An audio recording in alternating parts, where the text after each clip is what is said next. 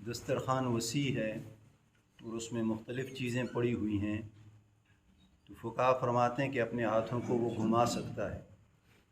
ये जो दायां हाथ है एक जगह से भी ले सकता है, दूसरी जगह से भी ले सकता है। दूसरा मसला ये कि अब एक ही थाली है, ये एक प्लेट में है अगर अकेला बंदा बैठा है उसका मसला कुछ नहीं है, लेकिन दो अफराद बैठे हैं या तीन बैठे हैं या चार बैठे हैं, एक ही प्लेट है।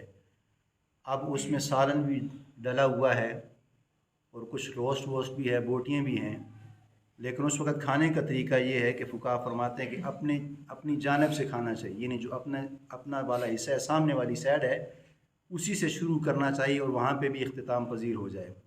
लेकिन अगर बोटी किसी दूसरे के सामने पड़ी है तो ये बेकरामी है कि आप उसका हिस्सा अपने सामने कर रहे हैं, या मिसाल के तौर पे जो उसकी तरफ है वहाँ पे बोटी नहीं आई है और गोश्त का टुकड़ा दूसरे के हिस्से के सामने पड़ा है, फिर उस बंदे को इकरामन चाहिए कि वो गोश्त का टुकड़ा ले के वो तीनों हिस्सों पे तकसीम कर दे, ताकि एक की नाराज़गी भी ना आए, दूसरी की नाराज़गी भी ना आए। अगर उसमें तीन पड़ी हुई हैं तो उससे निकाल के एक एक हिस्सा उसके आमने सामने रख दिया जाए। तो फ़ुक़हा फरमाते हैं कि अपने हिस्से को दबा के ताकि दूसरे के हक़ देने वाले बन जाए।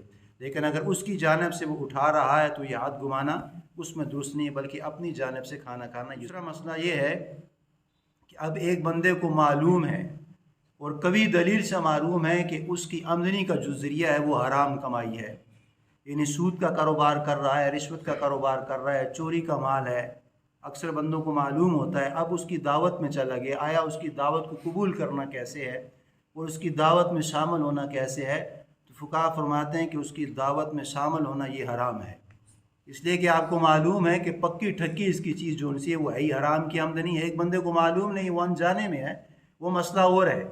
लेकिन एक बंदे को मालूम है, उसके कोलीग है या उसका कोई दोस्त है या कोई रिलेशन ऐसी है, उसको मालूम है कि इसकी जितनी आमदनी के ज़राए हैं, मंशियात का काम कर रहा है या कोई डाका जनी कर रहा है, कोई कारोबार ऐसा है कि जो मशकूक है और वो हराम के ज़ुमरे में आता है, तो फ़ुक़हा फरमाते हैं कि ऐसी दावत को कबूल करना भी नाजायज़ है और ऐसी दावत को खाना भी ये हराम है।